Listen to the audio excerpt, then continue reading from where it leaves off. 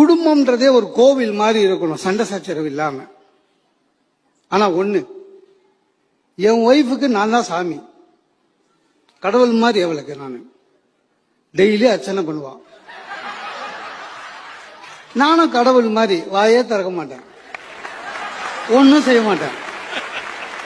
சண்டை ஆண்கள் நல்லா போடுவாங்களா பெண்கள் நல்லா போடுவாங்களா? கொஞ்ச நேரம் முன்னாடி நீங்க பாத்தீங்க, அந்த அம்மா பேசின பிறகு எனக்கு பேச்சே வரமாட்டேது.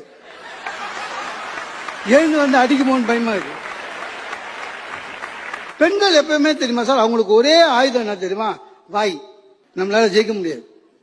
மிலிட்டரி மாதிரி சார், எப்பவும் சண்டைக்கு ரெடியா இருப்பாங்க சார். நம்மளை ப்ரொவோக் பண்ற மாதிரி சொல்லுவாங்க, ஆனா மெதுவா சொல்லுவாங்க. நம்மளை ப்ரொவோக் பண்ண விட்டுட்டு போய் உட்காந்து புக்கு படிக்கும். நம்ம பிபி ஏறி ஓடு கத்தின்னு இருப்போம். வெளியில இருந்து யாராவது பார்த்தா நம்ம தான் கத்தின்னு இருக்கிறோம் நினைப்பாங்க. அன்னைக்கு என் ஒய்ஃப் ஏதோ சொல்லிட்டு உட்காந்துட்டா, கத்தினுக்கிறேன். எங்க அக்கா வந்துட்டா, என்னடா எப்ப வந்தாலும் நீ கத்திக்கினே இருக்கிறேன்னு. ஆக்சுவலா எங்க அக்கா அடிக்கடி வராம இவன் கம்ப்ளைண்ட் பண்ணி சண்டை வருது. அதுக்கு அது தெரியல. என்ன தைரியங்க நம்ம கிட்டே வந்து கேக்குதுங்க ஒய்ஃப், உன் தங்கச்சி எனக்கு பிடிக்கல அப்படின்னு. சார் நம்ம என்னைக்காவது ஒய்ஃபு கிட்ட கேட்டுக்கோமா உன் தங்கச்சி எனக்கு பிடிக்கலன்னு? ஒரு நியாயம் இருக்க வேண்டாவா சார்? ஒரு அன்பு இருக்க வேண்டாவா?